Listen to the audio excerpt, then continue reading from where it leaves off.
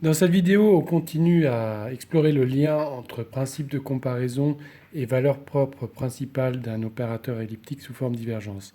Alors je vous rappelle les données du problème. On a un ouvert oméga qui est borné et régulier de Rn, un opérateur L uniformément elliptique sous forme divergence avec des coefficients ayant la régularité eldérienne C1 alpha pour les AIJ et C0 alpha pour les B. Et puis, on avait défini une quantité qu'on avait appelée valeur propre principale, sans démontrer pour l'instant qu'il s'agit vraiment d'une valeur propre, qui était l'inf de la forme quadratique associée à l'opérateur L, c'est-à-dire l'intégrale de AIJ, DI DJ moins l'intégrale de C fois phi au carré. Et on prenait cette inf sur toutes les fonctions phi appartenant à H1,0 qui sont en norme L2 égale à 1.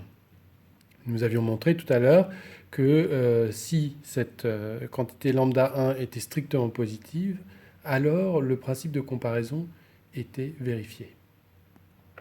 Alors ce que nous allons montrer maintenant, c'est que lambda 1 est en fait une valeur propre de moins L avec condition de Dirichlet et que c'est la plus petite d'entre elles.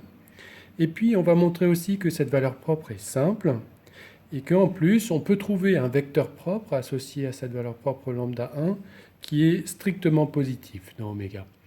Et en plus, ça va être la seule valeur propre ayant cette propriété, c'est-à-dire que pour toute autre valeur propre, tout vecteur propre doit changer de signe.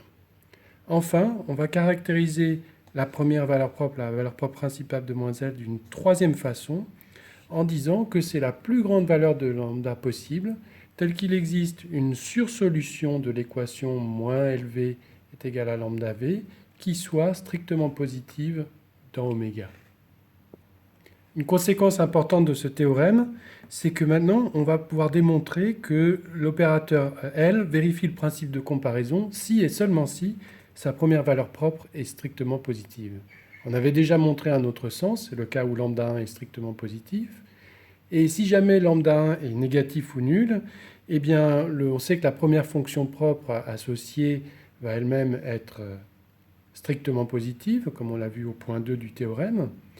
Mais si le principe de comparaison était vrai, puisqu'elle vérifie l'équation moins L phi 1 est égal à lambda phi 1, on pourrait en déduire que phi 1 est également négatif ou nul et donc identiquement nul. Et donc on aboutit à une contradiction, ce qui démontre ce corollaire. Passons maintenant à la preuve du théorème.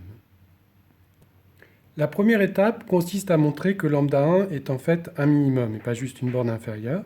Alors pour ça, vous prenez une suite minimisante, phi indice n, c'est-à-dire qu'elle va vérifier que q de phi n est compris entre lambda 1 et lambda 1 plus 1 sur n.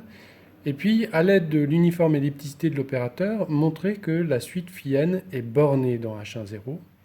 Et ensuite, par passage à la limite, essayer de montrer que la limite d'une suite extraite de phi n va être un minimiseur de lambda 1. La deuxième étape consiste à montrer que phi 1 est en fait une solution faible de l'équation valeur propre. C'est-à-dire que si on prend une fonction de test phi dans h1,0 de oméga, eh bien on aura, en intégrant par partie l'équation, l'intégrale de aij di phi 1 dj phi moins l'intégrale de c de x phi 1 fois phi, qui est égale à lambda 1, l'intégrale de phi 1 fois phi. Alors pour arriver à démontrer ça, ce que je vous suggère de faire, c'est de prendre une nouvelle forme quadratique qui est juste la différence de la forme quadratique associée à l'opérateur moins lambda 1 l'intégrale de phi au carré. On notera B2 la forme bilinéaire associée à ça. Et essayer de faire un développement limité à l'ordre 2 dans la variable t de la fonction q2 de phi 1 plus t phi. Comme c'est une forme quadratique, ça doit bien se développer. Et ensuite, vous devriez en déduire la forme faible de l'équation. Alors, la troisième étape consiste à montrer que phi 1 n'est pas juste une solution faible, mais une solution classique, une fonction de classe C2 jusqu'au bord. Et ça, c'est délicat, et nous le verrons dans la deuxième partie du cours sur la régularité des opérateurs elliptiques. Donc on le laisse pour l'instant. Quatrième étape, facile à démontrer. Si lambda est une autre valeur propre de l'opérateur, associée aux conditions de Dirichlet toujours, alors nécessairement, lambda est plus grand ou égal à lambda 1. La cinquième étape consiste à montrer que si phi 1 est un vecteur propre associé à lambda 1, disons normalisé en norme L2 égale à 1, alors nécessairement phi 1 est de signe constant. Alors pour faire ça, on peut toujours supposer que la partie positive de phi1 est non identiquement nulle, parce que sinon on a déjà démontré le résultat, et considérer le rapport de phi1 plus à sa norme L2. Et alors essayer de montrer que c'est un minimiseur de la fonctionnelle Q, ce qui entraînera, par ce qu'on a fait jusqu'à présent, que c'est bien un vecteur propre. Et enfin, il ne vous restera plus qu'à appliquer le principe du maximum fort pour montrer que phi1 est bien strictement positive. L'étape suivante consiste à montrer que la première valeur propre est une valeur propre simple. Alors pour ça, vous allez prendre deux vecteurs propres associés, on va les noter phi1 et phi1 tilde, et puis à partir de ces deux vecteurs propres, dont on sait qu'ils sont de signes constants, on va former la quantité t qui est égale au rapport de leurs intégrales, et une nouvelle fonction psi qui est la différence phi1 tilde moins t fois phi1. Alors, est-ce que vous pourriez montrer qu'à partir de là, forcément la fonction psi est identiquement nulle, et donc la valeur propre lambda 1 est bien simple? L'étape 7, je vous la laisse sans indication.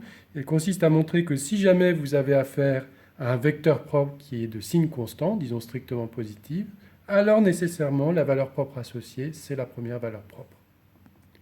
Dernière étape, il va falloir montrer que lambda 1 coïncide avec ce nombre mien qui est défini comme étant la plus grande valeur de lambda possible pour lesquelles il existe une sursolution positive de l'équation moins LV est égale à lambda V dans oméga. Et alors l'étape importante, c'est de montrer que si on prend un lambda dans cet ensemble, donc qui vérifie l'équation moins LV supérieure ou égale à lambda V, alors si on multiplie cette équation par phi carré sur V, on intègre par partie, etc., à la fin, vous devez pouvoir montrer que lambda fois l'intégrale de phi au carré est inférieur ou égal à q de phi, et ceci devrait vous aider à conclure.